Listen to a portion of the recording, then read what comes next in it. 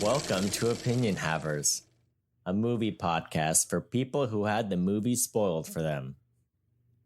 I'm Cody. And I'm Tyler. And that was, you phoned that one in, Cody. You said, could you tell? And I can tell. All you right. said you wouldn't be able to tell. I thought I wouldn't be able to, but guess what, Cody? I lied. You know what? Here we go. I'll tell you an Opinion Havers podcast for people who lied to Tyler, Cody. Because you told me, Cody, you said we got to watch Guardians of the Galaxy. What did we watch, Cody? We watched Thor, Love and Thunder. Which is not Guardians of the Galaxy 4 or whatever. 3, whatever the next Guardians movie is. Like you constantly called it, Cody. Causing me to think I'm going crazy. This is a terrible Guardians of the Galaxy movie. It's pretty bad. I mean, as a Guardians of the Galaxy movie, pretty underwhelming. Yeah. The volume by weight of Guardians to Galaxy in this movie was absurd. Yeah. So, Cody, what did you think of the movie? Well, let me tell you. I thought it was great. You know, it's a Taika Waititi movie. The worst Taika Waititi movie is better than most other movies, you know? And this one is no exception. It was great. It was excellent. You know, I saw some articles, some headlines, you know, won't call you out in particular, like mixed reviews, people, whatever. I walked out of this movie satisfied, you know? I was just a grin on my face. Hopping, skipping. I loved it. Okay. What did you think? I liked it. Would you like me to, you know, sum up to the movies through plot lines or anything? Or Tyler, you're in the driver's seat, I feel, at this point. I feel like I started us on this journey. We have since mutinied, and now whatever you say goes, really. And I'm here for it. I've got a beverage to sip on. You go ahead. All right, here we go. Cody, this movie, we start, you know, it's Guardians of the Galaxy doing their adventures, all right? And Thor's there. But then, you know, as is his way, Thor, you know, you got to do stuff. Batman's there. He's killing all the gods, you know, and Thor's like, oh, no, Batman, you got to stop doing that. No, that's bad. No, that's bad. How dare you, Batman? And then Natalie Portman is Thor as well, you know?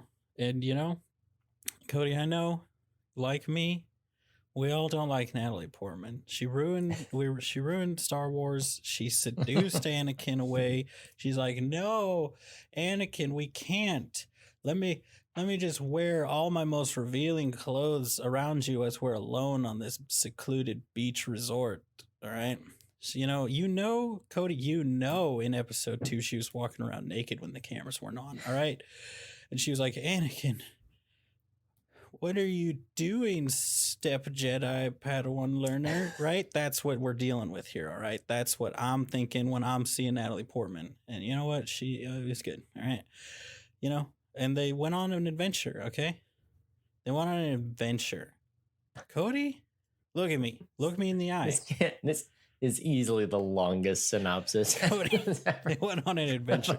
Well, it included me saying how much I dislike Padme Amidala. Natalie Portman. Here's a little side tangent for you here, Cody. All right. You know me. Whenever I see Natalie Portman in a movie, I'm like, ugh, I don't want to see that movie. All right. And I First said that movie we Tiffany. ever saw together was a Natalie Portman movie. Yes. Which movie? With the worst movie you said? Annihilation. No, the first movie you and I ever saw. Yeah. So, together. okay. So this is the conversation Tiffany and I had on the way home from this movie.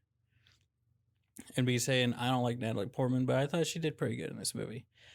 It then went to Tiffany listing all the movies I've seen and me being like, I think she killed it in that one. So I like Natalie Portman in every movie she's ever been in. I think she's a fantastic actor and she kills it every time. But still, when I see her in a movie, I'm like, oh, man. Explain this to me. It's like the Anne Hathaway effect. There's a very strong vibe around the internet. It's like, we don't like this person. It's like, right. She was good in that movie. They're like, yeah, she's pretty good in that one. She has an Oscar. We're like, yeah, she has an Oscar. You're like, okay. But she's good in that movie. You're like, yeah, but come on, look at her. You're like, okay, it's cool. Yeah. I mean, I get it. There are people that I just don't like. And I'm like, well, yeah, because remember that time all right, I don't know why I don't like them, but I'm allowed to not like them. You know, it's one of those. Yeah. And I told it's like everyone else likes them too. And you're like, yeah. I told Tiffany, here's what I think it comes down to. All right. I think at the end of the day, it goes down to Natalie Portman looks too much like my sister. And every time she's up there being dramatic, I'm like, calm down, Becky. All right. But it's not. It's Natalie Portman. It's not my sister. All right. Tyler, you have so many siblings, and I've met one of them. And it bums me out. You know, it bums me out that I know so few, you know, of your family. I know nobody. Yeah. You don't know. You don't even know if they're real. You know, if we're really being real right now, you don't even know if they actually exist. All right. They could be all lies. All right. I could be an only child. I wouldn't be surprised. Then who's Lee? I've seen him. Yeah. Did we ever call each other bro when you saw us though? Then you don't know. Hold on.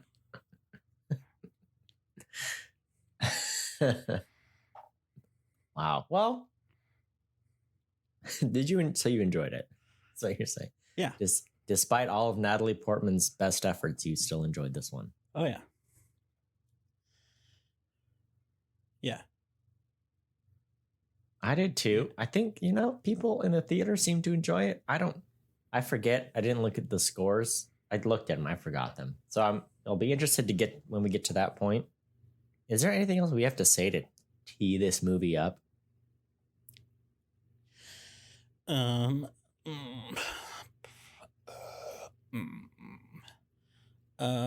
No. Well, Tyler, are you gonna? Can you take us down to Cody? Hop on the hammer. All right, like a broom, like we're witches, and we're just gonna flutter on over. Mm-hmm. Just gonna flit on over to Spoiler Town on our witch brooms. Mm-hmm. And get on over there, you know. Oh yeah. Tyler, I've got a question for you. Okay. You want to go first? You want me to go first? Do you have notes? I guess that's my first question. Do you have notes? I do have notes. You know I've got them. You know I'm good for it. Okay. A follow-up question. Do you need another 5 minutes for your monster to kick in? I don't need nothing. You know what I'm saying? I'm ready. You know what? I can do it. Since you're so ready, I want to start, Cody. That's what I want. You do. I want to start this. Of course you do. I want to kick this off. All right. Are you ready? Yeah. Okay. Here we go. Cody, let me tell you about this movie. All right. This movie, I saw it. I saw the trailers for it, you know, and Thor's there in the trailer. He's there. He's fighting. You know, I feel like I got a bone to pick with these people. All right. When it's a big, you can't put a big reveal moment in the trailer. Stop. What are you doing? What is your problem? Who hurt you? Okay. Who came to you and said, you know, that's like your parents being like, get excited because we got you a PlayStation for Christmas in September. And then it's like, but they're like, but we just kind of told you about it, but you didn't get it yet. So we still want you to be excited when you open it. All right. That's what they've done to us, Cody. Stop showing the big reveals in the trailers. All right. Stop it. Stop it. Stop it. Stop it. Do I need to say it again? Stop it. All right. Because what's the biggest point in the trailer is heckin' Natalie Portman catching Mjolnir. Or Mjolnir, all right, as it's actually pronounced. But people, Cody, they can't pronounce Mjolnir, all right? It's not, they just can't do it. They cannot make it happen. Anyway, so I went into this being like, oh, I thought we'd gotten rid of Padme here, all right? But no, we got her, and she was delightful. She was so excited to be a superhero, and I identified with that because it's like, that's what I would be immediately being like, all right, First things first, catchphrase. All right. Screw all this superhero stuff. Most important thing, it's Morbin time. That's my catchphrase. I don't care what my superpower is. It's Morbin time, Cody. Trademarked. It's Morbin time. I'm going to make Morbius a success if it kills me. Okay. But so it starts out, it's like I like it's you got Thor. He's on his like I like him in his he looked very much he got his long hair back like the dude in his robe, and then he rides off on his little broom. I like that he's like made it a big deal. Like he's like, I'm gonna go here and meditate. What, has he been there for 5 minutes? Because they just went there and immediately started fighting, right? That's what happened, right? He's been up there for a few minutes, and then they've been like, "Hey, man, like we really need your help." And then they've like he does his speech, and then they're like, there's the little eye rolls and stuff, and like Drax being really excited about his like cool line, like it ends today and stuff. I was like, oh, they've been doing this like for a while. And like this is like the 80th planet they've saved, and I was like, I like that. I love that. I want I want like one of those like limited run like shorts. Like I don't even want a full TV show. I just want like the 15-minute one-off things of like random adventures of Thor and the Guardians of the Galaxy. I think that would be a lot of fun. Like you see what's his face, James Gunn's brother that he always puts as like a slug monster. What's his name? Randy Gunn or something, right? Get hit himself in the face with the spike. That was fun, right? And then he, shatter and stuff, shatter in the glass ceilings, as it were, Cody. That's what Thor's doing.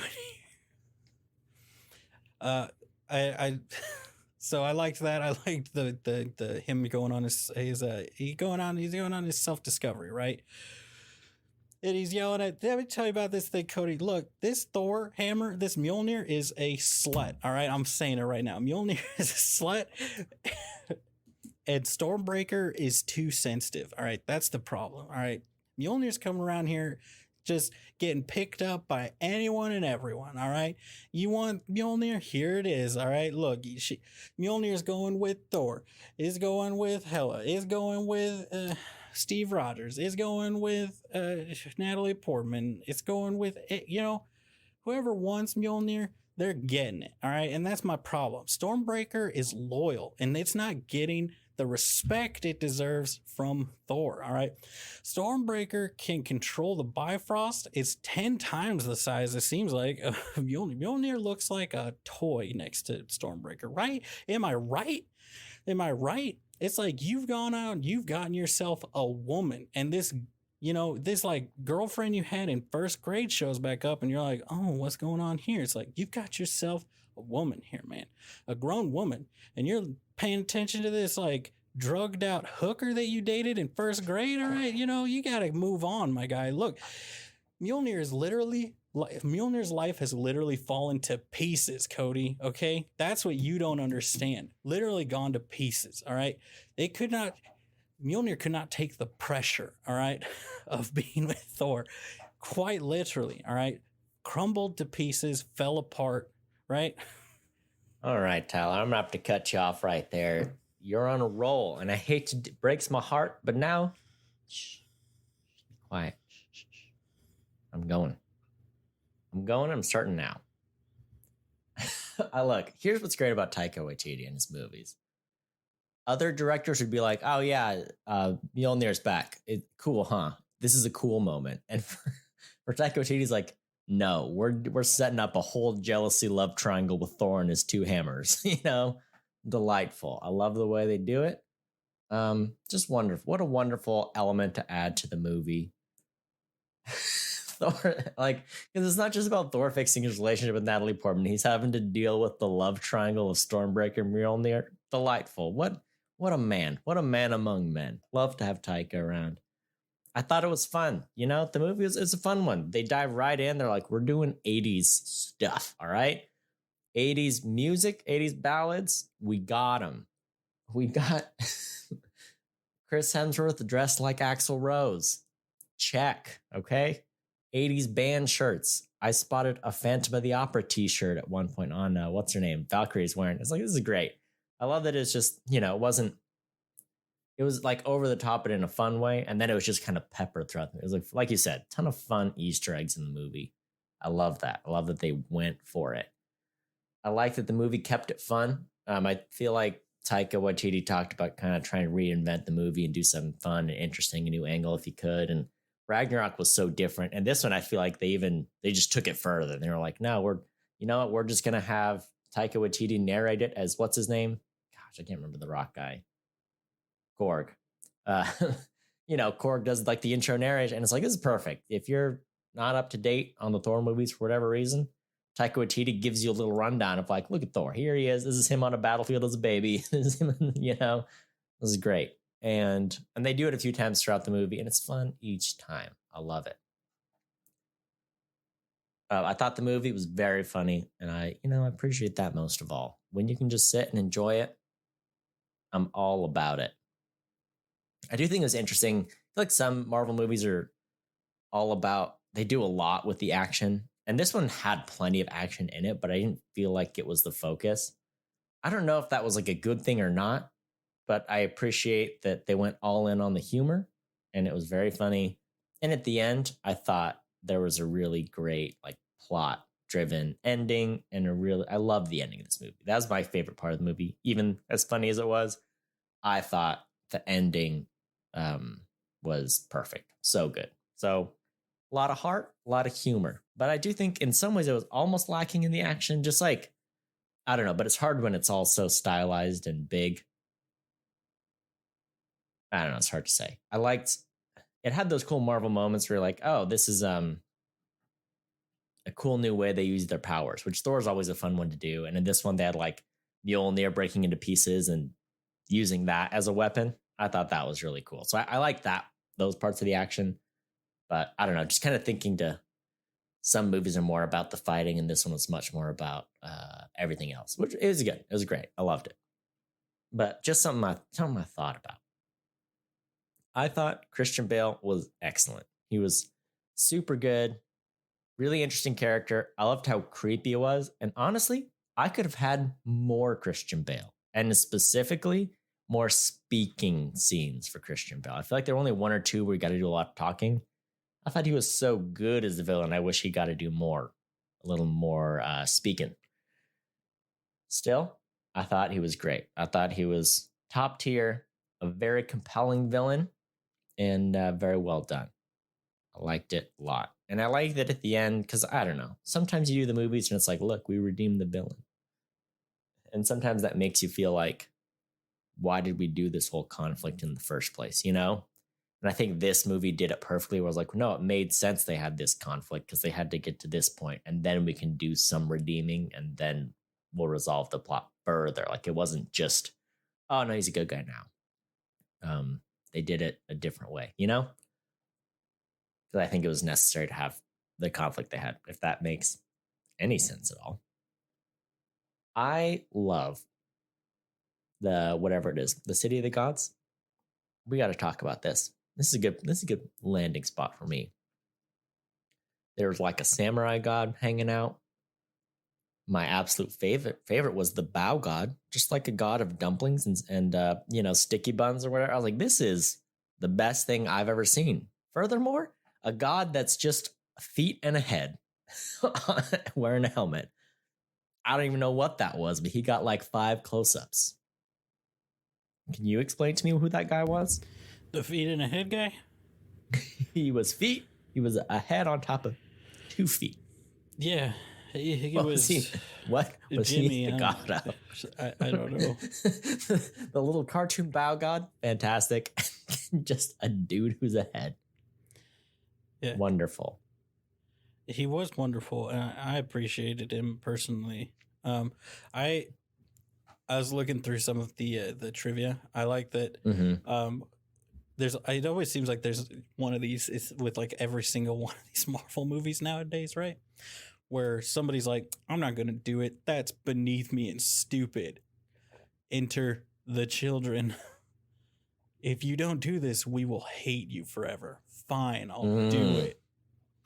So who was that? It was Christian Bale. Wow. Because he's like, look, I did Batman. I don't want to get dressed up as as like a super thing again because he hated putting on. Specifically, he hated putting on the Batman costume. Mm-hmm. And then they were like, his kids are like, please, and he was like, fine. So that's so funny. I didn't realize. Yeah, he did not want to do it. Korg? I heard him talk a lot about the physique too, because he was like, obviously he's an actor that'll go hard. He'll gain weight, lose weight, get buff. He was like, when they talked about it, he's like, I'm not going to lift weights against Chris Hemsworth. There's no winning that battle. And they were like, no, don't worry. He's like, I was coming off a movie where I had to be pretty skinny too. And they were like, don't worry about it. We'll find a good character design, a nice happy medium. And I thought they did a really good job with it. But yeah, I did like that. It did seem like it's one of the few roles he takes where they don't take advantage of his ability to change his body, where it did kind of come across as they were like, nah, just come however you are and we'll figure it out, which, and it worked well because they made him such like a slinking shadow guy, like, no, it kind of makes sense that he's like a leaner, squirrelier dude. At one point, like, one of these directors is going to kill Christian Bale, right? Like, he can't do this forever. Well, I know exactly the director that's going to do it too, Christian Bale. He's going to be one of those actors who's like, you know what? I'm actually going to direct too. And he's going to kill himself trying to direct and star in a movie. He's going to play two characters, one 600 pounds, one 98 pounds. And he's going to actually... It's like The Fighter. And he's like, okay, I'm a suit, but it's sumo. He's like, I'm the sumo wrestler, but I'm also the sumo wrestler's trainer. Like, okay, oh no. Yeah. Yeah. Oh man. There's some... Yeah, I like how it's so funny that... I just like that Christian Bale, known for being able to go from skinny to yoked more than almost any other actor, just says absolutely not when faced with the chance of having to go up against Chris Hemsworth. It also feels like every movie Chris Hemsworth gets a little bit more yoked, like he's not... Okay. I love Chris Hemsworth, right? My favorite thing is seeing like all the behind the scenes stuff with the other actors who like had to exercise like crazy, especially like Chris Evans, who he's like, even he'll be like, he's naturally like a skinny dude, he's like, I think if he just kind of eats normal, he like settles kind of around like your kind of body style. Like it'd be like you getting yoked, right? Like you'd have to try really hard. I'm on my way. Chris We'll Hemsworth, get there. Who's sitting there eating like normal, and like he'll order and like eat normal foods and just work out an average amount and gets jacked. And I think about like, me, I'm massively overweight, but when I do go to the gym, I gain muscle and like go up weight really, really fast. And I remember back to when I was going to the gym with my brother who does not do that. And he got really annoyed with me. And I was like, it's very funny. So I was like, not that I could be Chris Hemsworth because I'm fat. Cody, I'm a big boy. Here's the thing. Taika, put me in your movie. I'll be a fat guy. Put me in the movie. If you're Taika Waititi, here's the thing. If you are going to direct a Dragon Ball Z movie with Boo in it, hit me up. I can be fat. Oh, which one's Fat Boo? Which one's the fat one? Is it the second one? I don't know. Is that right? Cody, I don't know. I forget. Is it the first one or the second one? Boo gets thinner over time. Right? He's a baby, right? He's a child, then big boy, then buff Boo, right? Then he's buff. Yeah, something like then that. He's yoked. Something anyway, like that. But I just like where they're all sitting there eating like their kale chips, and there's Chris Hemsworth like horking down a pizza. And they're all just glaring at him like, we hate you, Like I have to eat 200 calories a day and lift weights for 8 hours to look like this. You just like look at a set of weights and you're jacked. I mean, he was huge because he has like a shirtless scene. I mean, more than just shirtless. He was naked for a few seconds for like 6 lines worth of dialogue. Anywho, he was huge when he's on the thing and Thor puts him in the chains. That dude, I haven't seen him bigger. He was ginormous. Yeah, I honestly think he's gonna be like I mean, it seems like he's gonna be like The Rock and just get bigger and bigger, right? Yeah, because like The Rock gains muscle easier probably than most people do, and he enjoys working out. Like that's what he does to relax. I would imagine Chris Hemsworth might be a similar situation. I've heard Chris Hemsworth trainer talk about his regimen, and like they don't work out for a long time. They do like super intense short sessions. So it's not even like he has to spend all day. It's like, no, we go super hard for like 20-minute sessions. That's it. Yeah. Now one of my brothers loves to work out, and it's really funny. He got like dad fat, like real hard dad bod, and then Yeah. he started working out again recently. And I saw a video for 4th of July with him in it. I was like, oh my gosh, immediately got huge again. It's very funny. My other brother also got huge in another way, but he doesn't listen to the podcast, But if he ever does, Lee, you're getting chubby. All right. Just no one's gonna tell you. I'm here to tell you. You gotta stop. But I respect it. Yeah, I like. Did you see the video where it's Taika Waititi on one of the late shows? Where he's got the picture of Chris Hemsworth naked, but the butt is blurred, and he's like, in the movie, it's not blurred. You get the whole Hemsworth. I was like, oh, that's good. He's so great, man. I follow him on Instagram. He has some great posts. He's fun. He's a cool dude. Another fun Taika Waititi fact that I'm sure you have in your notes, but I'm about to steal it right now.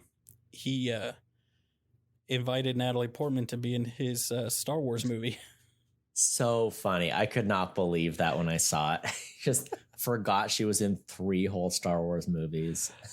It's like, it's not just like she was a background. It's like, have you ever heard of Star Wars? Do you want to be? You'd be really good in this. Oh, I already done the Star Wars thing, but why not? Why couldn't she? Someone else has been in multiple roles in a Star Wars movie, right? I don't think so. What's his name? Was Jango Fett and Boba Fett? Oh, right? Yeah, he was a person and the clone of that person. Actually, if you want to say that, he's played 3 roles. He's been like all, and he does voices for him too, doesn't he? In like for the Bad Batch or whatever, doesn't he do like multiple? I think in some of them he doesn't do it in like the Clone Wars show because the guy. It's really funny because he is his voice. It's so funny. If you have the opportunity, watch like a scene from episode 3 where it has his voice as the clones, and then watch the Clone Wars show, because when you watch them far apart, you're like, yeah, that's probably the same guy, and then you watch them right next to each other, it's like they just got a random dude. Like, is that even a real British accent, or is that an American doing like that weird medieval British accent? It's like you're just doing a weird. It's like, oh, here's a New Zealand guy. Here's a dude that's like, I can do that same accent, and then they can't, and it's obviously not the same person, and it's shocking, Cody. But Cody, I just want to reiterate that you were a fool for calling this Guardians of the Galaxy so many times, because they were not in this movie past 10 minutes. Fun. I saw Taika talk about that. He's like, yeah, the plan was always to like have them in the beginning and then ditch them. I was like, well, why did we even set it up? Like, it's fine, but I assumed there would be like a whole movie with them. Like, I thought Guardians 3 would be that. Yeah, but they just popped up and they didn't, which is fine. I mean, it was a fun intro, and the best part of the intro easily though is the goats. Oh my goodness. He saves the city by absolutely destroying these people's sacred temple, but they gift him with a couple of goats, and you hear the humans screaming. You're like, oh no. And the goats come into frame. You're like, oh, it's the goats. And they just scream. The whole movie never got old. It must have been like 12 times you hear the goats scream when they're entering, when they're exiting.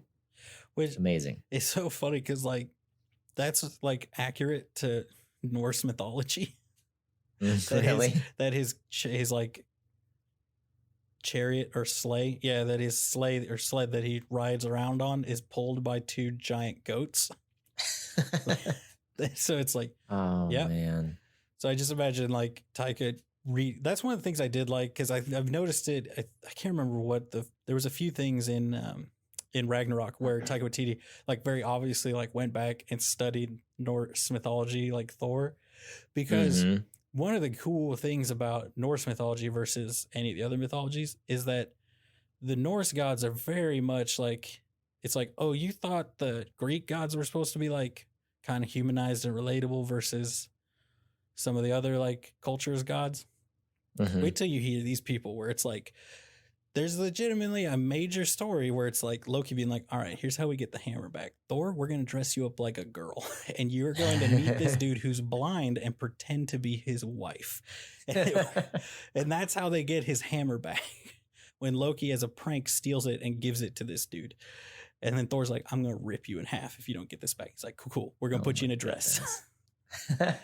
So like that's a real story they used to tell to each other, right? So it's like there's lots of opportunities for ridiculous stuff in like these movies. So I feel like him and Taika Waititi with Thor is like a really good match because he can take advantage of those. But I just like the fun vibe that he brings to the movies because I feel like all the other like Marvel movies, right? Even like Guardians of the Galaxy, it's like bright and shiny, but there is like this undertone of seriousness, which is like, but I feel like with the Taika Waititi movies, there's much more of a like, we know we're going to win in the end. And we know we're heroes and this is a hero adventure. And we all know that we're going to win. So we're just going to have fun with everything else in the process. And then maybe there's like one or two moments where you're like, oh shoot, maybe they won't win. Right. But it's like, in the end, they're going to win. They may not win the way you think you do, but it's like, I always feel like in his movies, it's very much, he's like, Thor's not going to die. You know it. I know it. No one's going to kill Thor in one of these movies.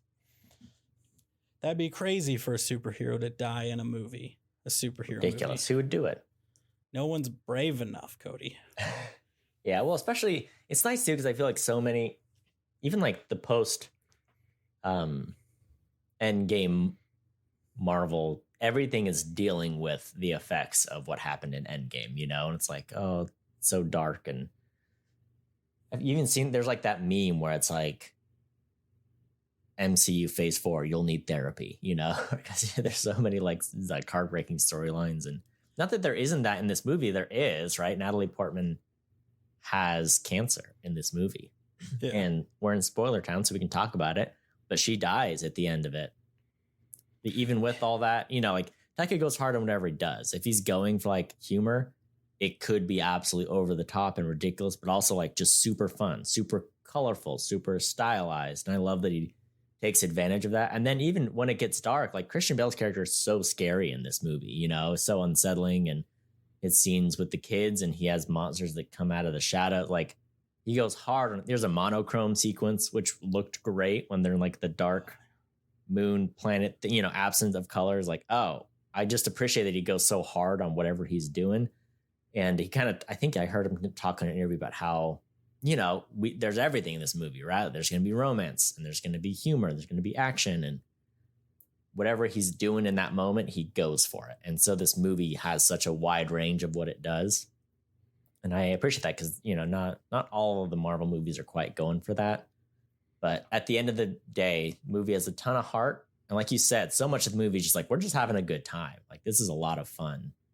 Yeah. And there's humor in it. You know, every scene, almost every scene has got like its own dose of humor. And it made it super watchable. Just a joy. I think that his movies, the Ragnarok and this one, right?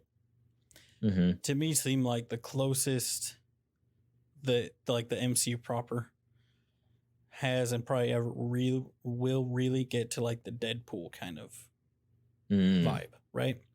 Yeah, where it's like, you know, like even that they, you know, same kind of thing where they deal with real serious stuff, but then they, you know, kind of go around it with humor too. And so, like, and if you were gonna try to bring Deadpool into the MCU like universe, like you would have to get Taika Waititi to do that movie. Right? He's so good at it. Yeah. Because he can do it where it's like, I feel like these are just as funny, and he would be able to skirt the line of like, how far can we go with this? Mm-hmm. Before it's like, oh, nope, that can't be like an MCU movie. And be like, all right, so we're just going to go right up to the line. And then just like, when you're not looking, I'm going to like step across it and come back real fast. Yeah. Yeah. You know? And it's hard to do. And that's why it's so cool to see someone just go for it. Like, Taika Waititi has. And maybe that's why you see some things like others mixed reviews on the movie, but I thought it was super successful. I'm pulling off all the vibes, every kind of vibe, really. Yeah. If you were sorry, you go ahead. I'll pull up some. No, I was just gonna pivot. So if you've got something along those lines, I was gonna talk about the success and like the ratings of the movie. So if you got, we can do that towards the end here when we're about to wrap up. You know. All right. Well, yeah. I did want to talk a little about Zeus. So Russell Crowe comes in and plays Zeus.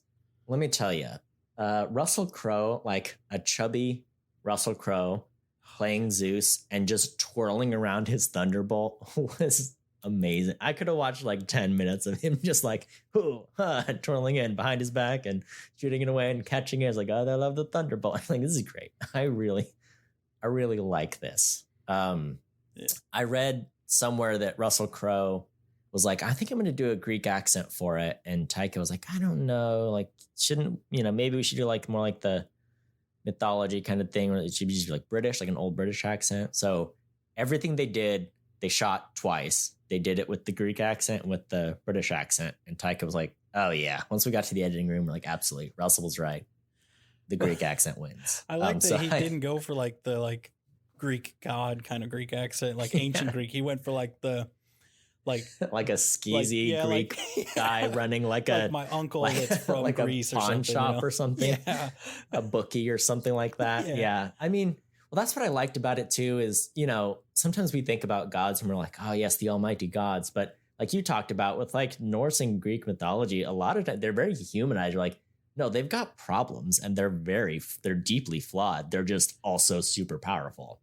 Yeah, so I love like a different Zeus is a total dick. He's a womanizer and he causes problems and whatever. So I really like that in this they just really embrace like, what if he was like a totally washed out, like terrible dude, not actually addressing any problems, but he's just here partying. He's a party guy, which is really, Zeus was absolutely a party guy.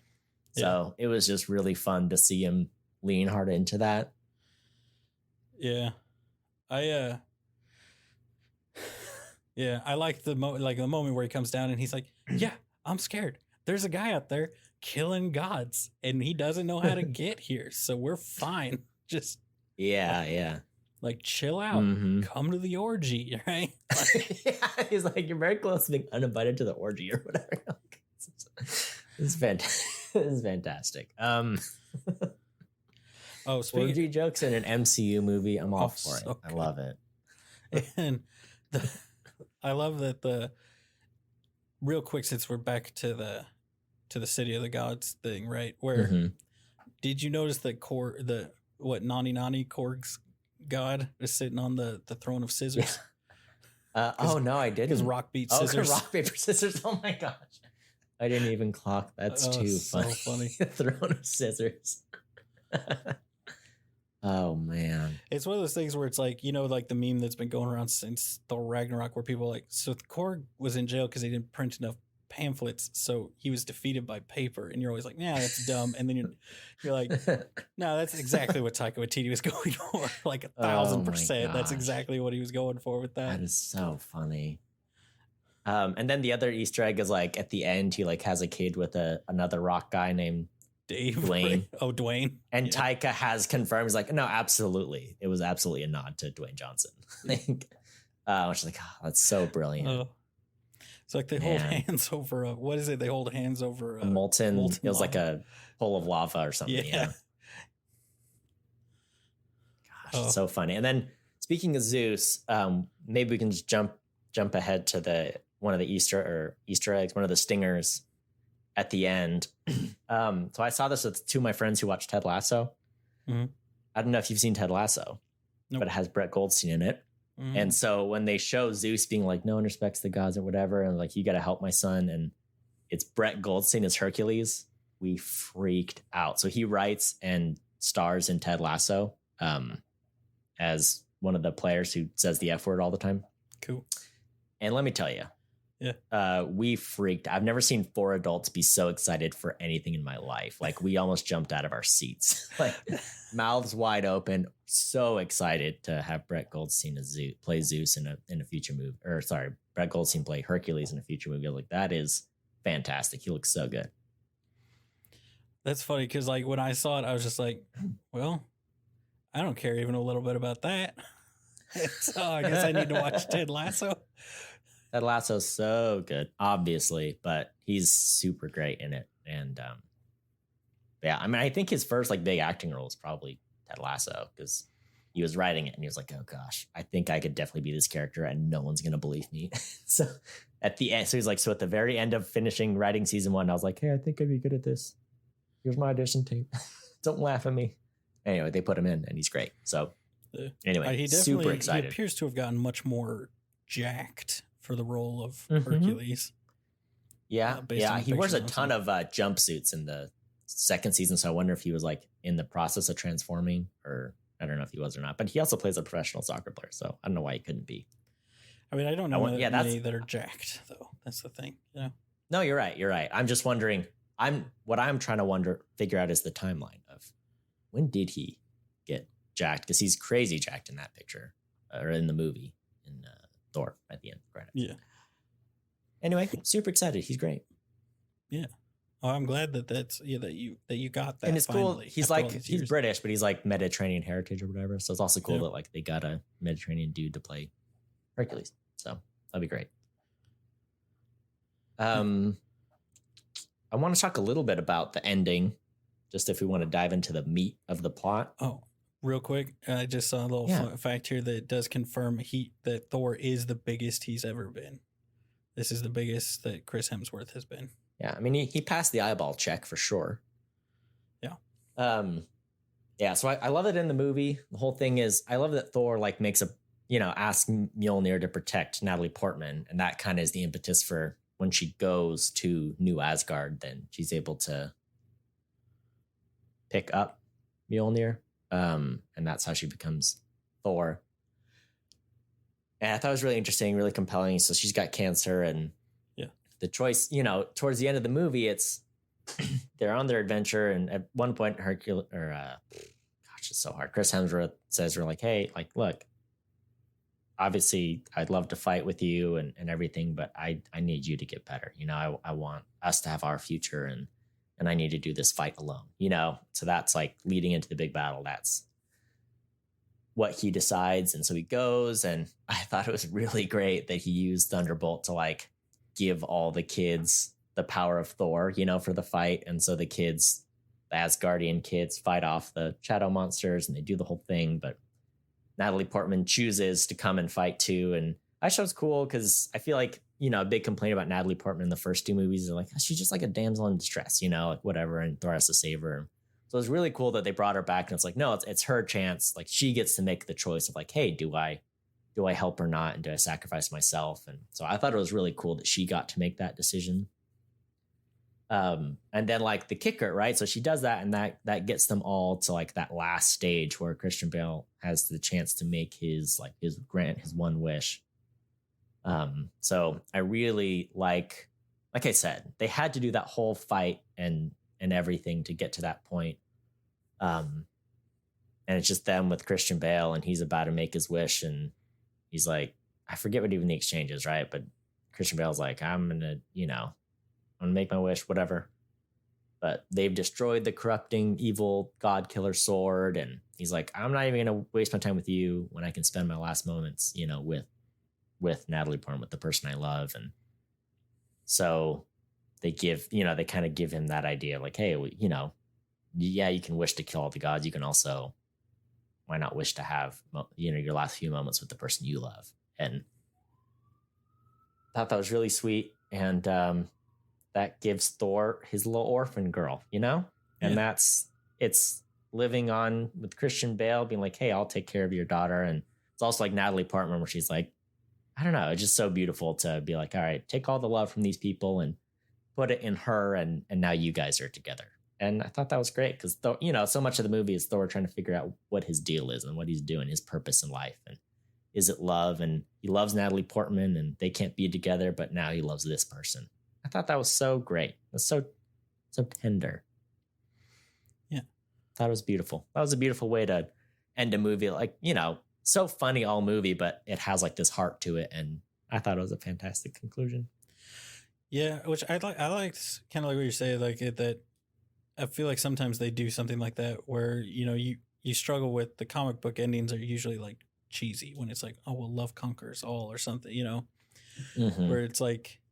But I like that they really framed it in that way, like you're saying, where he had the option to kill all the gods, but then because one, the sword is gone, so that like corrupting influence is gone now, and then Mm-hmm. him being him watching Thor choose to be like, you're about to wish us all dead, so I'm gonna, even if I'm only gonna be alive for a couple seconds, I'm not gonna waste it arguing with you. I'm gonna go over here, and then him having the realization and seeing his daughter again. Because I Mm-hmm. was like, I think there are definitely probably some people that are like, well, that was cheap. And it's like, well, what did you want? Did you want him to wish? I want all the superheroes in the Marvel universe to be gone or something, Mm-hmm. It's like, okay, that's Yeah. not gonna happen. But it was nice. I felt like it was more than like him being like giving it was better than I think some of the other movies where it would have been like Thor giving like an impassioned speech or something. Which he does all movie, right? Yeah. Every battle scene, he's like, all right, I got to come up with some speech. And, his tagline, this movie, which is this ends here and now, Yeah, I liked at the beginning. It was a Drax that was like mouthing it, like where he's I think like, it was "This Star ends Lord here." was He's like, "This." here and now. Yeah, Yeah. he's like, yeah, Oh, man. Yeah, it was great. And honestly, it blew my mind at the end where they're like, when they tie in with the title and say they're just known as Love and Thunder. I was like, oh, it's so cute. I didn't even, it literally blew my mind. It just blew my mind that they tied in the child. Like, I didn't even think about, because I assume with Love and Thunder, I was like, well, he's the god of thunder and he's, Natalie Portman's back. So it's about love. So I just thought it was a brilliant way to tie in the title, It was like the beginning and end of the movie. yeah. And it's Chris Hemsworth's actual real life daughter, Cody. Mm-hmm. Yeah. Okay. I thought I saw that somewhere. Yeah. I think there were a couple like clunky bits in the movie for me a little bit because they were going so hard in whatever direction they picked. I feel like in the first half, there were a couple like bits and pieces where I was like, man, where are we at right now? Where are we headed? And some scenes that were like so over the top. But I think especially once it hits the midpoint, it builds the momentum so well towards the ending. And I thought the ending was so strong that kind of didn't matter as much. Like whatever they were doing in the beginning, it was just kind of like a fun way to start the movie. Yeah, I just think the ending was fantastic. And they did a great job with that. I don't know. Did you feel like there were some like clunky bits or did the movie flow pretty well for you? I thought it flowed as well as like any of the comic book movies because I feel like there's points with the comic book movies where you kind of just have to be like, all right, now we go to the next thing, and I've just like, I don't really notice it, that sometimes it's a little bit ham-handed, and it can be hard when how it goes. Some of them are trying to tie in so many things, whereas this one, it's like, hey, remember our time with the Guardians? We're doing that for 10 minutes and then we're done. Now it's a Thor movie and we're just doing that. Yeah. So I think it does have some, there's some benefit to doing it that way. Whereas other ones are like, all right, now we got to tie it into what are the other Avengers doing? Or this is a direct result of Endgame. So we got to talk about Blip for a bit or throw in some lines about it.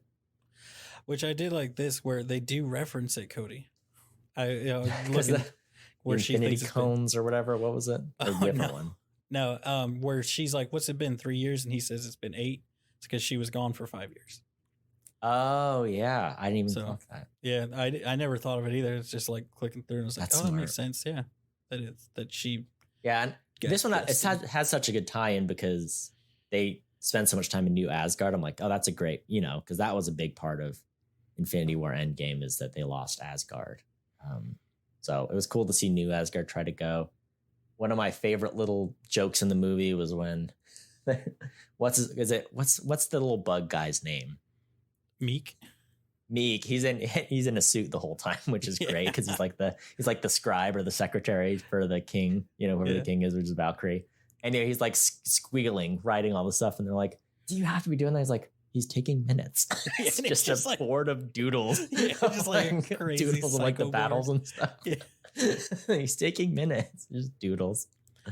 Yeah. Or I then think it what was these things Valkyrie's like, well, he could do it in a minute or something like that, which was like, I like the quips, you know, they were good. Yeah, they were good. And I thought Valkyrie was funny. I was like, you don't like being king? He's like, look, I like being king, but there's so many, town halls that just all this Raven mail and town halls that could have been Raven mail. I love when they work in their little, like their old timey, fantasy dialogue and modern setting. And it's pretty good. I really love that you get to see the little flashbacks of their courtship, and they're so fun the way Taika Waititi, but you see him going on dates and going out to dinner, and they do like rollerblading, like it was really fun to see, because it's not something you get a lot in the Marvel movies. It's all turmoil, it's like none of the relationships can work out, right? It's like, oh, well, Black Widow can't be with Hulk because Hulk is rage monster, and this person can't be, they're too damaged. And so it was nice to have like at least a little bit of, look, these people are together. Isn't it cute when, it's fun to see some nice romance. And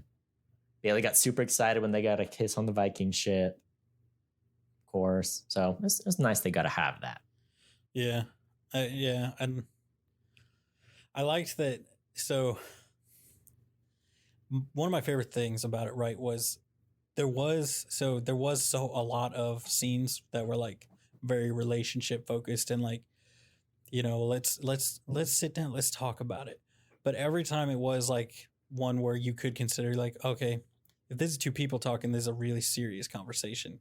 So instead of him and Natalie Portman having this, it's going to be him and Mjolnir. Like he's going to be talking to Mjolnir, or he's going to be talking to Stormbreaker or something, and just like, so there was like a lot of the whole thing dedicated to people having like relationship discussions, but it was all, well, it's just going to be him and the weapons for most of it. And like they're coming back together, I guess. Like storyline is going to be very simple of like them having like one conversation where it's like, it fell apart because we weren't there for each other, and now we are, so it's fine now, kind of thing. Where it's like, right, like the one that's emotional and him having to be like, no, I still, no, it's fine, like, no, like this, it's all fine, is Stormbreaker and not Mighty Thor. Yeah. So you kind of talked about having the big reveal of Natalie Portman as Thor in the trailer, which I agree. I would have rather have seen that in the theater. Yeah. But I will say, aside from that, I really appreciate the trailers basically only use footage from the first 20 minutes of the movie. Yeah. Like everything that I saw in the trailer was like, no, that was just like the intro, first 20 minutes of the movie or so. Everything else happens after that. So I really appreciated that it seemed like, all the major plot stuff that happens at the end isn't in there. Which I thought was really cool. I did have the movie spoiled for me. We were parked about to go into the theater, and we were trying to rack our brains, be like, what happened to Jane Foster in Thor 2? Like, because I remember she was written out of, she wasn't in, and, she was like kind of in Endgame for half a second, but, she wasn't in Ragnarok, and she kind of disappeared from the MCU for a bit, and I knew she kind of wasn't happy with how it went, and most people didn't really like the Thor Dark World anyway. Anywho, so I like Googled Thor Dark World, what happens to Jane Foster, whatever. and it was one of those Google things where it like pulls a little snippet from the website and puts it on. And I read it and I was like, okay, Natalie Portman sees surprised to see her in Valhalla. I was like, oh my gosh. And then I looked at the website it's from, like, this isn't about the Dark World. This is about the one I'm just about to go see. And she's in Valhalla. That means she died. I was like, oh my gosh, I can't believe I just spoiled the movie for myself. But as soon as I found out she had cancer, I was like, okay, well, yeah, she's, it ended up being like not the biggest spoiler in the world, but I was just like, oh man, I avoided spoilers all week because we saw it a few days after it came out. It's hard. It's hard out here. Yeah. I like be careful on that internet, kids. Oh yeah. It'll get you. Yeah. I liked that when Thor first interacts with her, right? That he like slams his hammer down to like get his costume back on that he hasn't worn yet, and he makes it like, that's why it's shinier more colorful, and bigger. Yeah. It's the giant helmet. Yeah. And I was like, yeah, that's funny. It's like a good excuse for him to have like the more colorful like comic book type costume. It was kind of fun to see like the Asgardians fighting too, because I feel like that's something they had in the first two Thor movies that was kind of missing from Ragnarok, just because it's Thor off in space doing stuff. It was fun to see Asgardians fight a little bit and do like their battle cheers. Like they're so excited when Natalie Portman shows up, and Thor's like, "Who's this new guy? You know, who are they cheering for?" Yeah. And then having the kids do the fight later shoot, you know, because it's such like a warrior kind of culture, and that was a big part, I feel like, of the first two Thor movies, was they kind of highlight that. So it was kind of a fun thing to have in the movie.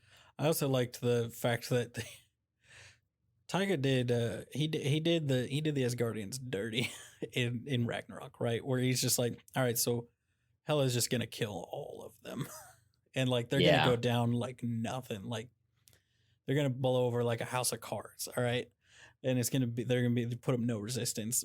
And then this one have it be like, oh no, the Asgardians are gonna be like, it's harder for him to come in and mess with them than anybody else that he's messed with so far. Yeah.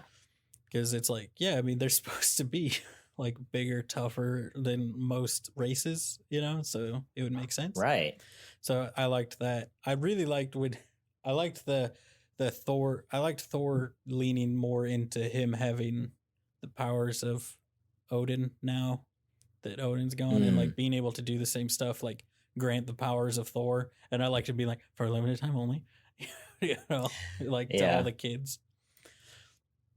And that was really awesome. Like just him being like, yeah, no, this is something I can do. And then it being funny with him being like, just for a little while, you're not all permanently Thor. And then like showing the kids with all their different weapons that they'd picked up, and like the little girl with her bunny that shot lasers and stuff. I thought that was fun. Yeah. This is a fun movie. All right. I just saw a nugget. If you're wondering about how big he was, 231 pounds. Yeah. So it's a big boy. I saw a really great bit, and I wish I thought I wrote it down, but I guess I didn't. There were some deleted scenes. There were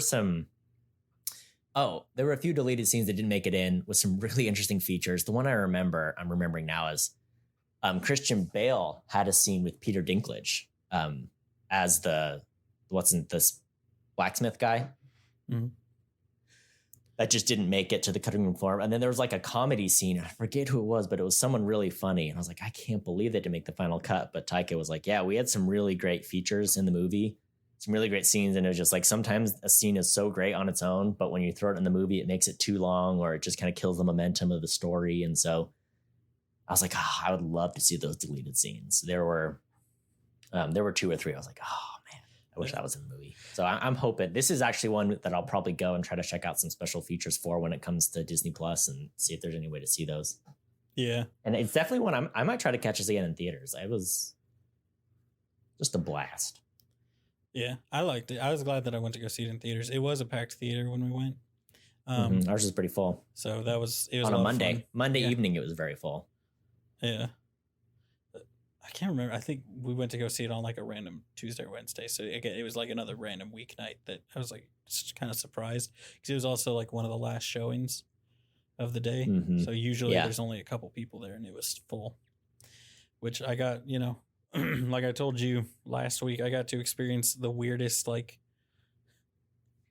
interaction. I don't know interaction, but like people talking in the theater, you know, where it was like, there's a lot of Indian people where I live. And so they were like talking as though they were translating, but they were just repeating lines in English to the people next to them. But like someone would be like, what? And to a line that was not mumbled or said quietly. And then they would just repeat like one word of the line, and they'd be like, oh, okay. Nice. And I was like, what is happening? What is going on? Are you you're not translating it. You're just saying it again. What is happening? So I was very confused, because it wasn't like they were disrupting the movie. It was like the same kinds of things, or like you would repeat a funny line, because that happened a couple of times, but just instead of whispering it, not saying it loudly, like down the line, just in a normal, appropriate indoor talking voice. Yeah. Just during a movie. And I was so confused though, whenever it would happen. But it's too funny. The movie brought me back every time, Cody. Brought me back. Yeah. Natalie Portman brought me back into this movie. Yeah. Right. It was an interesting character for Natalie Portman, because just like they reinvented Thor for Ragnarok, they very much reinvented Jane Foster. And I feel like they were almost trying to be like, okay, she's Thor now, so she's kind of going to have a little bit of that like Thor, his kind of goofy personality, which I thought was interesting. Her talking about her phrase. You know, I was working on my catchphrase, and I was thinking like, what about if I was like, eat my hammer, or it was just weird to see Natalie Portman in like kind of like a comedy role, but also she has cancer. Yeah, which it's funny because I thought of it very similar. Like she came across to me as similar to the Natalie, like the Jane Foster from the first Thor, because the whole tone of Dark World is much more serious. But like she never came across as like a super serious character. Like she can just as like a normal person. So it's like what reacting to having an Asgardian there. Yeah, if you gave a normal person the powers of Thor, what would they be? And they'd be like, they would be really excited and be like, okay, here's the deal. I got to figure out my costume. I got to figure out my catchphrase. I'm a superhero now, you know? Wow. So to me, it just came across like very similar. So it's interesting that you're like thinking of it. Yeah. I just saw an interesting trivia. So Chris Hemsworth's wife, Elsa Pataki, I think she's Portuguese, right? Anywho, she's in some of the Fast movies. She is the Wolf Woman when they talk about some of his ex-lovers. So she's the Wolf Woman, which is fun. Yeah, I loved a wolf woman on a wolf. So isn't that his line? Yeah, they're riding a big wolf. Oh man, I don't know. There's quite a bit of little Easter eggs there in their ship. Their bar is called Cocktails and Dreams, which is Tom Cruise's bar. He opens up at the end of the movie Cocktail, the 1988 movie Cocktail. So my dad pointed that one out to me. I was like, oh, I didn't even clock that because I haven't seen Cocktail, but I don't know. Is there much else to say? Do you want to talk about Tyler? I'm so sorry. We're gonna have to pause. My bladder's going to explode. Oh, okay. Yeah, it's fine. We can pause it. For you. I'm gonna pause. I'll be right back. Ready? 3, 2, 1. Do you want to talk about the budget and the reception and all that? Yeah, I think it'd be good because I was kind of shocked when I saw some of the scores here. You know, like disgusted. Can I guess the budget? Do I want to guess the budget? Did you? You can. Can I guess? I mean, you can. Can you though? I mean, I don't know. It's a Marvel movie, so is it like 210, 215 million, 250 million, 215 mil? So close. It's 250. You fool! Absolute. How much has it made so far? It's just been a week, right? A week or two. Fool. I've got conflicting numbers here, so let me click. So IMDb says the gross worldwide so far is 700 and just shy of 713 million. Wikipedia has it at 597.9 million. All right. As of yesterday's, what the numbers on here are. So, okay, so the correct number is the 713. Wow, that's doing pretty. I mean, that's got some time to coast too. Yeah. Done that all in 2 weeks. It did fall off like weeks, a lot. I know I saw it like dropped off like 60 or 80% or something like that. The second weekend.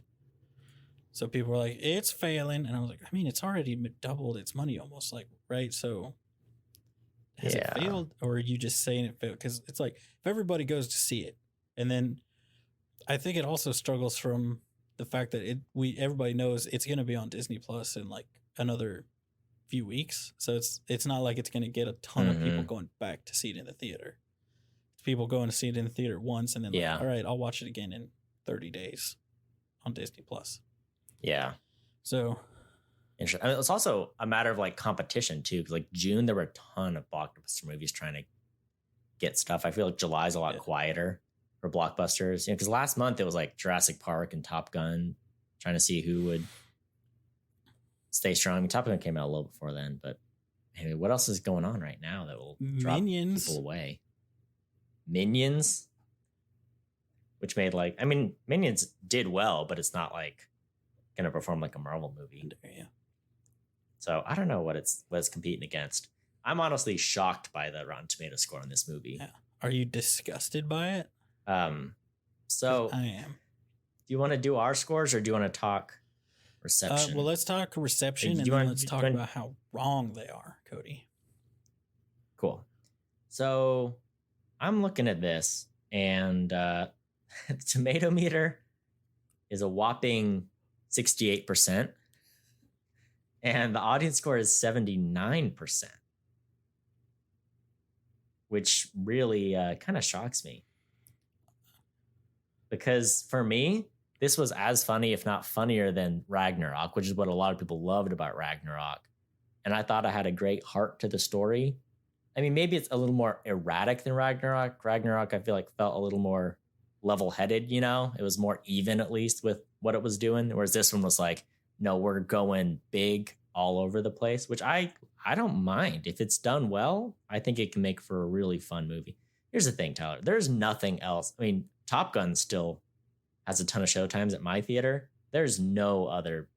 We're talking Lightyear, Paws of Fury, The Legend of Hank. Oh, Cody. Minions. There are not Elvis. There are not a lot of movies that are going to draw a Paws of crowd Fury, right now that are new. I think the this biggest one will blockbuster ever to hit the big screen. I guess if that's what you're saying, you got to be right. It's Kung Fu Panda. All right, but who did it? Sony? Yeah. Ricky Gervais, Michael Cera. Okay, hold on. Is it any good? I don't know. It looks. I'm getting distracted. I mean, trust me, I'll end up seeing this movie. I will let you know. It was one of those. When I saw the trailer, I was like, "What is this cast they've got together? What are we doing?" It's fine. Okay. That is crazy, though. I think the Metascore for Thor was pretty low, too. I think I saw on IMDb. It was like 60 or something. Yeah, so just to remind you, so Ragnarok has a 93% on Rotten Tomatoes, 74 Metacritic, and 7.9 on IMDb. We're sitting at a Love and Thunder sitting at a 57 Metascore and a 6.9. Disgusting. All right. Uncultured. What do people not like about swine. this movie? I'll tell you exactly what they don't like, Cody. I think I know what it is. You tell me, and I'll tell you. Are we going to say the same thing? Okay, I'm going to say 3, 2, 1, then say your reason. Okay, 3, 2, Natalie 1. Portman. Natalie Portman. Yep. But really, Thor 1 and 2 didn't get great reviews, and they have Natalie Portman. Thor 3 got great reviews, and then this and the Star Wars movies. Natalie Portman is a great actress. We all know this. Is she a box office curse for blockbusters? I don't think necessarily that it's Natalie Portman killing the movie. I think it's because the core audience of, as much as people want to act like the core audience of, comic book movies is everybody nowadays. Everybody is probably, it's like, look, I'm looking at you, everybody. I'm looking at you dead in the eye right now. Mm-hmm. And I'm telling you right now, the only reason you don't like this movie is because there's a lady who is Thor. All right. There's a girl who does not have a wiener who is Thor. All right. And that bothers you, everybody. And I'm calling you out about it. No, that checks out. I guarantee you that if she wasn't Thor, or she was just in it as like a damsel in distress or something, like she was just there helping them with the science stuff or something like that, and that wasn't part of it, people would be like, oh, it's a fantastic movie, even if it was the exact same movie. It's the patriarchy. It's bringing it down. I'm sure some people probably... It's those dip darn misogynists. While you talk about your outrage, I'll click into the Rotten Tomatoes and read some of the snippets of their bad takes. Yeah, I just... Like I said, this movie goes big on whatever it does, so it can be like, I don't know, it can be very over the top. But okay. I thought in a very delightful way. And I don't know, this person says enjoyable but empty. And I'm telling you, the heart of this movie and the ending, I can't think of a better, a more like... Cody, I want to mobilize our fan base of 7 or however many people we have against the New Yorker. Mm-hmm. The film passes through the nervous system without delivering any sustenance or even leaving a residue. What the F is that? What does that mean? Richard Brody, if you worked for me, I would fire you for writing that in a movie. What does that mean? Without delivering any sustenance? Wow. Are you a vamp? Are you a vampire? A movie vampire? Are you Morbin on this movie? Is that what's happening? I bet you this guy liked Morbius. All right. Oh Man, gosh, I clicked into some of the other movies. 3 of the most recent movies he's done came out in 1942, 1977, and 1949. All right, so just so he's a garbage human person. being. All right. He's out here being like, oh, this movie that came out, Neptune Frost, fantastic. What is that? But he also said Top Gun Maverick was good. So, but he said he enjoyed it if you don't think about it. And it's like, how dare you, sir? This guy. This is just like a user review, but it's like a top user review, from IMDb. 3 out of 10. People seem to be mad about the use of Gore the God Butcher. And like I said, I would have loved to see him in there more, but I thought he was great for what he was. Anyway, I rolled my eyes too often. The jokes came zooming by too often. Guns N' Roses music was used too often. The goat screamed way too often. I was like, you're naming pros here, sir. These are all good things. Man. I don't know what to say. I'm just reading some of these little snippets, and I'm just like, I've never had so many bad This guy takes. says, I wish I was more tired so I could take a nap during this movie. Man.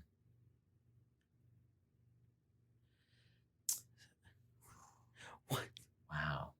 I don't know. I don't agree, but I really resonate with Taika Waititi's humor. I think everything he does is so funny, So him turning it up, I don't mind that one. There's a couple reviews I saw where someone's like, it's just like he's trying to make it exciting, but it's too boring. And it's like, I don't know what kind of movies you're watching, man.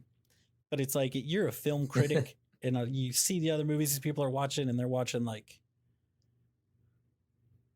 I don't know. What's the most boring movie we watch? The Witch. They're watching like The Witch, like exciting thrill ride of adventure. And it's like, this movie boring. It's like, I think you're a psychopath. I think you're a crazy person. Well, it's interesting too, because people seem to be mad that it's turned up so much, but I think that's where the humor is supposed to come from. Because even in the beginning, when Thor's running around doing stuff with his hammer, you see the Guardians rolling their eyes. We're like, oh man, this guy, we're still dealing with this guy. And so when ridiculous things happen, you're supposed to laugh with them. I don't know. It's sad what a joyful movie. What an absolute delight. And it's, if you can't enjoy this, what can you enjoy? I think there's no joy in people's lives. I think that's the problem today. I think Taika Waititi's out here just like, let's have fun together. And they're like, how dare you have fun? It's kind of like, Cody, it's like if you think back to, anytime you've seen like a political debate and there's 2 guys on stage and one guy's like, hey, so this is how I would fix the other problem. And the other guy's like, stupid, that wouldn't work. Let's just hate this guy. And everybody's like, yeah, that guy is stupid.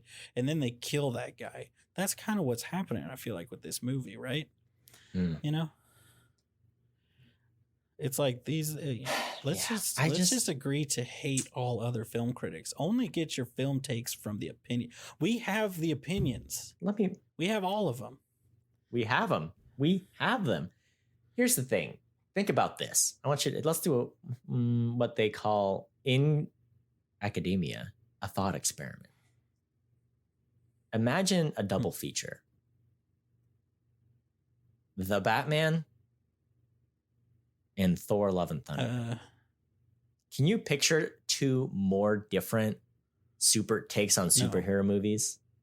So this year, Robert Pattinson's Batman and Taika Waititi's Thor Love and Thunder. It's like the exact opposite movie, right?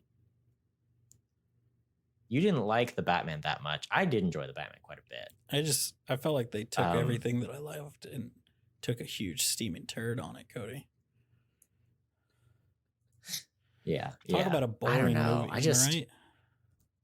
I don't know what do people want? You know, this, and like what I think is crazy about this, so many of these user reviews, they're like, look, I loved Ragnarok. That's a top 5 Marvel movie for me. I was like, well, if you loved Ragnarok, I don't see why you couldn't hold this near and dear to your heart. Fun too, fact, you know? The New Yorker also hated the Batman. Same guy. Wow. Same guy. Richard Brody, let's just get him fired, all right? Let's call him out specifically, okay? I don't know. Maybe not. I mean, just maybe not get him fired, but get him demoted with no pay cut. All right, let's do that as a team. Yeah. I thought it was interesting at the end of this movie, they did the Thor will return. They did that at the end of this one, the end of credits. And I think Taika was like, I didn't even know they were going to put that in there. I was very surprised. But I think him and Chris are both open to doing more. Like, hey, if we have a good take and a good way to take the story and something new and interesting to do, we would do it again. But also, how are you I mean, of course, if anyone can get a director they want to get, it's Marvel. But, you know, you got Taika lined up for Disney, and he also writes his own scripts for other things. And I just wonder, would we get another Taika one, or would they give someone else a crack at it? It's hard because I would say everyone loves his movies so much, but people are very upset. What happened? Did something happen that week that people were like, no, I just want to watch a sad movie this week? What happened? Just the joy was sucked from everyone's hearts, but Tyler, I loved this movie. I thought I'm telling you, I walked out satiated. After the ending of this movie, I was like, you know what? I just laughed for 2 hours and I felt warm and fuzzy. So are you saying as it passed through your brain, what else could you ask? Sustenance? I mean, I didn't eat for 2 days after I watched this movie. I was so sustained. It left a lot of residue all over my brain matter. All right. I tell you what, it is filthy with it. I'm still washing it out. An awful lot of residue. Oh, wow. Wow. So, but what would you grade it, Cody? Boring and unfunny, traded tickets for Black Phone. Sorry, this is someone else's review. I watched the Black Phone. Pretty good. Not as good as this. Okay. My rating. Are you ready? On a letter grade scale, are you prepared? You're not ready. Look, you're not ready, but I'll give it to you. This one's an A for me. Solid A. It's just shy of an A+ because of some of the clunky bits and bops, but it was funny enough and heartfelt enough. I'm going to give this an A. I enjoyed it immensely. I think it's a D- for me. Tyler, you're conflicted. No, it's a... Tyler, don't make me end this whole podcast. Don't make me clear our servers. And no, I think I agree with you. It's an A. It is like, I don't know what, I can't put my finger on it because I didn't think that it was as clunky as I think that you do. But it's just like, it is one something shy of like A+ easy. But I would say it's on par in my mind with Ragnarok. Definitely. Yeah. Because my only gripe with Ragnarok would be not enough Korg. And they gave me more Korg. All right. Here's the thing that I liked. That's true. There's a good bit of Korg in this one. You played Sony's God of War, right? So everybody knows about the head, the guy with the head that tells the stories, right? Yeah. Which is a thing from Norse mythology. Yeah. I loved that Korg got only his face alive and he got put on his belt just like that. And he's telling the stories. And I was like, that's another, I liked a lot of the funny little nods to some of the more ridiculous things in North mythology. Is that like Korg's the one, he's like, I've seen it all. I'll tell you this. Gather around, let me tell you these stories. And it's like, and he's on his belt, just like just saying that. And it's fun. Korg and Dwayne. Yeah, I mean, for as wacky as this movie goes, it's not for nothing. It's well thought out. There's tons of little Easter eggs. And like you said, he obviously went deep into the comics, deep into Norse mythology, and was like, hey, let's get all these elements in here and let's slap on my brand of humor. Yeah. And I thought it really worked, and it breaks my heart that as Americans, we can't come together to love this. I guarantee you, if you go through like in frame by frame, like zoom and enhance on all of the gods in whatever that place is called, the Omnipotent City, like they're all real gods from different cultures or different, and some of them are probably stupid, and some of them are like probably major gods, and they're really well thought out and like placed in like their thrones are probably like really well thought out and like fit with their mythology and stuff. So it's like, yeah, I mean that alone, it's like the movie. It's like not only is it funny and all that, but it's like it reminds me of who did the Baby Driver movie? Edgar Wright. Edgar Wright, like where he tries to make things in the background all the time fit with what's going on, or there's so many things in the background that everything means something, you know? Who was it that tries to make every frame look like a painting? Wes Anderson. Yeah, like Wes that, Anderson. Where it's like Taika Waititi does that. He's just funnier, I think, than those guys all. Like, I think he's funnier than them. Yeah. Even though those are two funny movie directors. So. Oh. People make me mad. But, you know, just put us on Rotten Tomatoes. We'll bring it up. Not by any substantial amount, but we're certified fresh from us, right? You know, I feel like this thing's getting review bombed. Which I think, honestly, I think it is. It's because there's there's the girl Thor. People don't like that. Yeah. People are.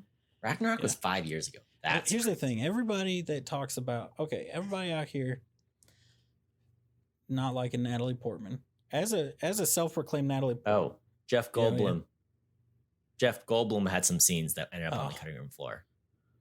As his character from Ragnarok. Go do yourself a favor. Go watch the Team Dave or whatever one-shots where it's Thor with his new roommate during like what is it? Oh, it was during Civil War. I think that was what led to. I think that led to this. I think Taika worked on those segments. Yeah, he did and then but then they did that, and then they did a follow up couple to that with Grandmaster as Dave's new roommate, and it's very funny. Oh my goodness, I didn't even know that. Good. I see it. Team Daryl, there it is. Yeah, so go check those out, and then think about your life choices if you didn't like this movie. And as a self-proclaimed Natalie Portman, not enjoyer, right?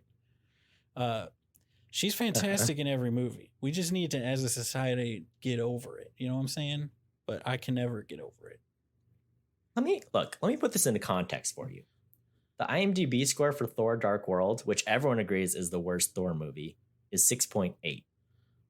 And Thor: Love and Thunder is a 6.9. And that makes me mad. It makes me upset. Everyone's so mad at, and they're like, look, this is the opposite of the Dark World, and you hated that too. You know what you hate? Natalie Portman. You hate happiness. Women empowerment. You know what I'm saying? That's what we're... Progress. Roe v. Wade fell, and everyone was real mad there was a lady superhero the next month. And that's... there's something there. I don't know what it is, but it's something. Some kind of conspiracy. Man. There is. I think the Supreme Court hates Natalie Portman. I don't know. There's something going on here. Wow. Well, Tyler, you ruined my day. What a great movie. I gotta go watch Thor: Love and Thunder again to cleanse my palate from all these reviews. Watch it. Let it bring joy into your life. Let it just inject happiness into your life. I would absolutely recommend this movie to anyone who likes to have joy in their lives, you know? Absolutely.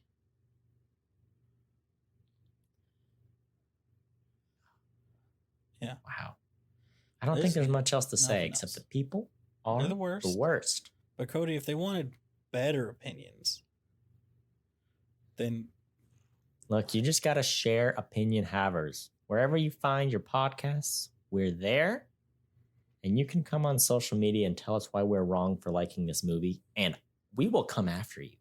at Opinion Havers, Facebook, Instagram, Twitter. If you want to get got, just go ahead and add us and say something bad about this movie. We will send our screaming goats to get you. All right, that is my promise. Until next time, watch opinions. movies. Good opinions, though, not bad opinions. Don't Good be ones, like not bad Richard. Ones. These people out here, garbage opinions. Ugh. It's like if I gave someone cotton candy and they're like, "Oh, you're gross. I don't want it." Like, look, even if you don't like it, it's delightful, and you're gonna have 2 bites of it. You know what I'm saying? Yeah. It's not. Here's what you're doing, Cody. Here's what I'm gonna tell everybody. This is my stinger. This is my stinger for all you people. If you're if you didn't like this movie, look up the video of the raccoon washing the cotton candy, and if it does not bring a smile to your face, you need to think about your life choices, because that's the problem. All right. Yeah, that's true. That video breaks my heart. I get so sad when I see it.